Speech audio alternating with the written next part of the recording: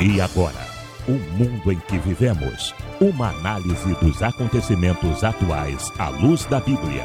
Com o pastor Érico Rodolfo Bussinger.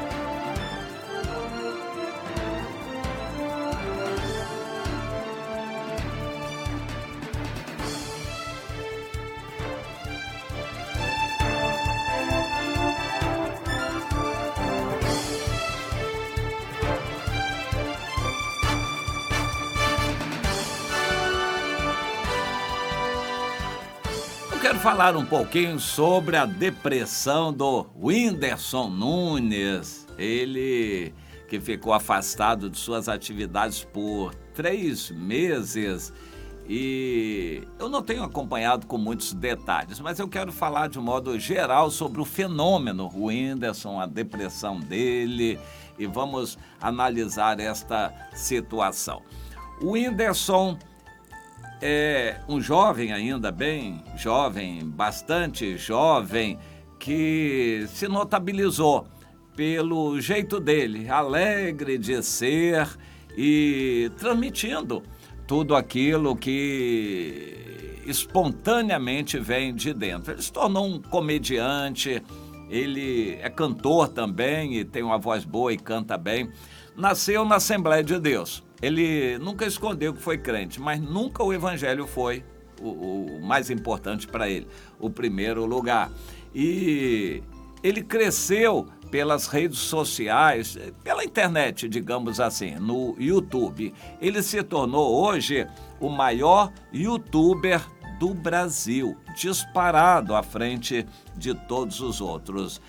Ele tem hoje no Brasil mais de 23 milhões de seguidores no Instagram e 36 milhões de inscritos no canal do YouTube. Eu estava com o número atrasado quando ele tinha 15 milhões. Ele está com 36 milhões de pessoas que recebem tudo que ele fala, todas as bobagens que ele produz. 36 milhões de pessoas que abrem todas as bobagens que o Whindersson fala. Pois é, por que eu digo bobagens? É isso exatamente que eu queria comentar. Ninguém chega a essa glória sem motivo. Ele tem razões, ele tem valores, ele tem conteúdos que a gente precisa analisar. Ele não é um profano e com piadas imorais, com coisa desse tipo. Não, é uma pessoa que desenvolveu um ar crítico do dia a dia. Por exemplo, calçar sapato ou dormir quando está quente, ele dormir só de cueca e o que a mulher vai pensar, e quando ele vai ao banheiro fazer necessidade, quando vai comer, ele fica analisando e criticando as coisas comuns do dia a dia, as coisas corriqueiras que dizem respeito a todas as pessoas. Ele não está falando de teologia, não está falando de grandes planos, não está falando de grandes ideais políticos. Ele é um comediante do dia a dia, das coisas comuns do dia a dia. E por isso ele se notabilizou pela maneira espontânea, sincera, de criticar e analisar as coisas. Por que a gente usa o telefone assim? Por que senta no vaso dessa maneira para fazer necessidade? Isso e aquilo. Ele fica questionando e falando dessas coisas que a gente chama de bobagens, mas que não são bobagens, porque para cada pessoa, tudo que diz respeito ao seu corpo, à sua vida, é importante. Você vai pentear o cabelo, tem uma mecha de cabelo que não obedece, você fica preocupado. Tem um início de uma careca começando no homem, o homem fica preocupadíssimo. Toda vez que vai pentear cabelo, ele pensa naquela careca que está começando. Quando a mulher vai cortar a unha e cortou demais lá e deu uma unha encravada ali, aí inflamou aquilo lá, ela não pode botar remédio que vai aparecer se ela usar uma sandália. Isso é importante para ela. E o Whindersson fica falando dessas coisas corriqueiras do dia a dia. e por isso se identifica com as pessoas. Nesse aspecto é que eu queria tirar para nós lições. O evangelho hoje é pregado de uma forma totalmente artificial nas igrejas. As músicas usam expressões, às vezes da Bíblia, ou jargões religiosos que não comunicam, não expressam sinceridade. Um culto às vezes é tudo artificial, é uma formalidade que chateia as pessoas e não dão lugar ao Espírito de Deus, porque também não são espontâneos, não são sinceros. Num culto a gente percebe a formalidade, a falsidade, pessoas que vão cantar, que impostam a voz, eles estão preocupados com a voz, com a apresentação. Eles não estão preocupados com sinceridade de viver a mensagem, de Deus se agradar, de usá-lo para tocar o coração de alguém. Eles querem se apresentar. E assim vão se multiplicando os profissionais da religião. São dirigidores, eu vou chamar assim, não dirigentes, mas dirigidores de reuniões que vão manipulando a massa. Olha, quem está alegre, diga amém, cutuca o seu irmão do lado. Meu irmão, é isso mesmo, meu irmão. Olha aí, acorda, minha irmã. Olha, cuidado, você é uma escolhida de Deus. Diga assim para o seu irmão do lado. São técnicas de auditório para manipular a massa, enganar as pessoas como se aquilo fosse do evangelho. Essas coisas têm muito de pensamento positivo e de estimular a autoestima da pessoa. Não são coisas sinceras e verdadeiras do evangelho, muito menos inspiradas pelo Espírito de Deus. O evangelho é puro, é simples, é destituído de vaidade, de aparência, mas é sincero, é verdadeiro.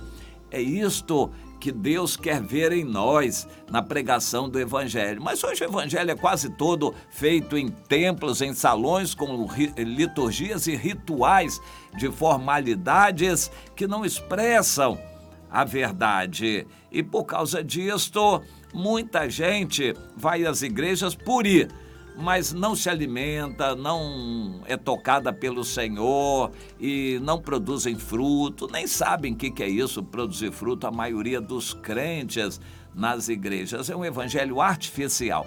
Mas vamos aprender com o Whindersson, não do evangelho, porque ele não é nenhum exemplo de evangelho.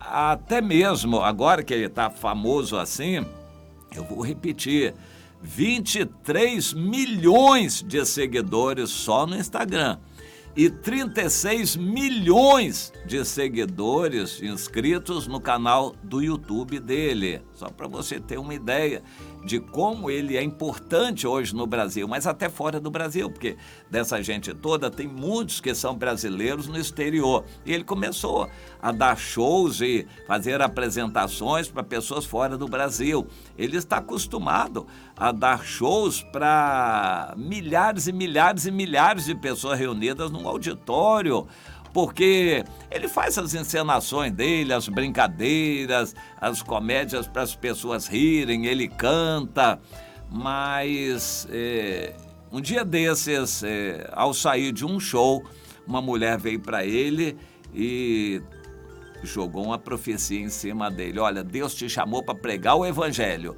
e ele vai te levantar se você se arrepender. Agora tem que se voltar para ele e não para continuar com essa bobajada que você tem levado aí para as pessoas.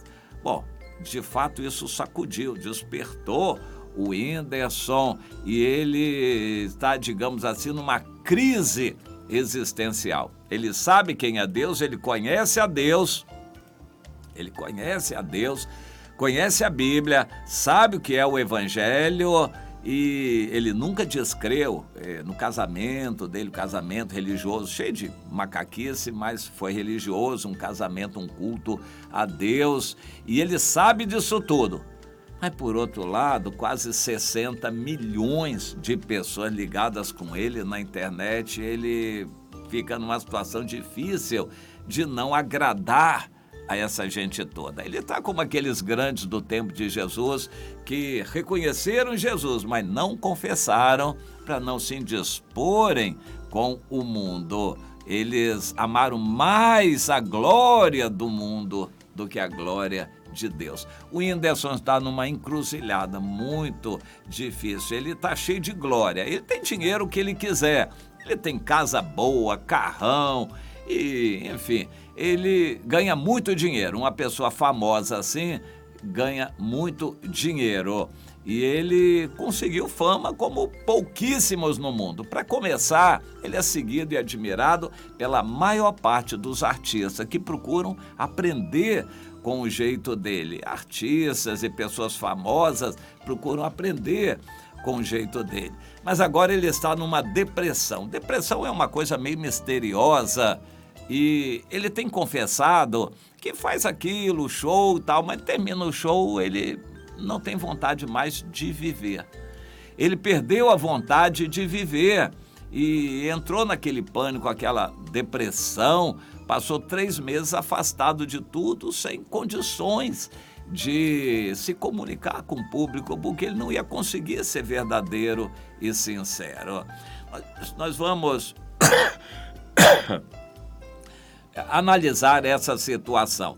Por um lado, vamos aprender a técnica para transmitir o evangelho. Eu me lembro quando era jovem, nós fazíamos reuniões de evangelização com jovens e nós reuníamos multidões. Hoje os tempos mudaram, mas eu me lembro que reuníamos multidões, porque o essencial ali eram as músicas cantadas que transmitiam alguma mensagem do Evangelho e o testemunho dos jovens. Os jovens tinham prazer em compartilhar o que Jesus fez na sua vida, o que eles eram e o que Jesus tinha feito.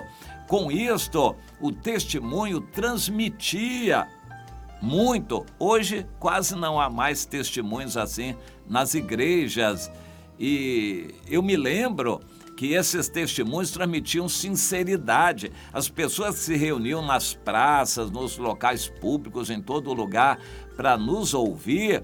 Eram pessoas sedentas da verdade que viam sinceridade naquilo ali que os jovens estavam transmitindo para entender o que Jesus podia fazer. Naquela época, nós víamos decisões aos montes, eram montes de muita gente que tomava uma decisão ali pelo Senhor. É que naquela época nós não tínhamos, a gente não tinha a visão do discipulado, da continuidade, mas eu vi muita gente se decidir, eu vi muita gente tomar decisão pelo Senhor, milhares e milhares, mas por que a gente fazia com o Whindersson Nunes faz? A gente transmitia sinceridade. Hoje, o que menos as pessoas veem nas igrejas é sinceridade. Aquilo é um comércio, é uma falsidade, um show religioso artificial nas igrejas, uma massificação em que as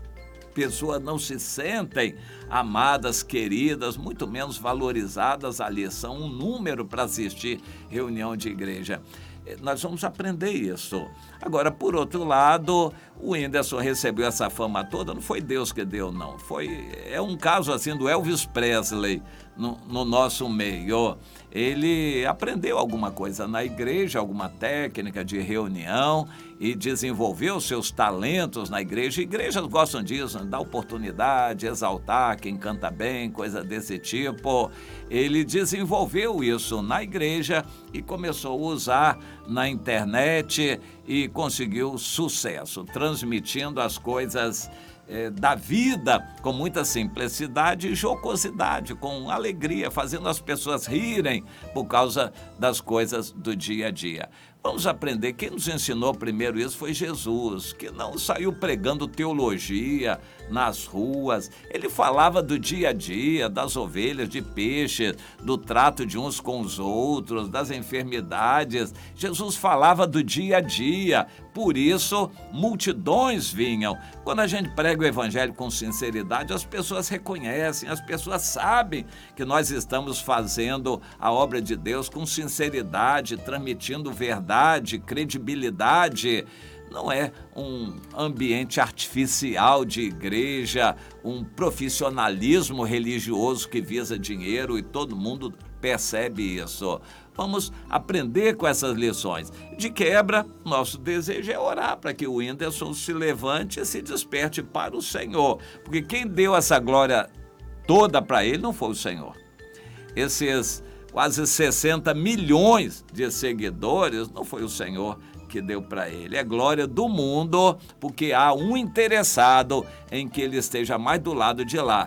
Mas nós vamos orar para que ele venha para o lado de cá e que Deus ouça a nossa oração, toque o coração do Whindersson e a gente venha ouvir o Whindersson falando de Jesus ainda de público. Web Rádio Ramá.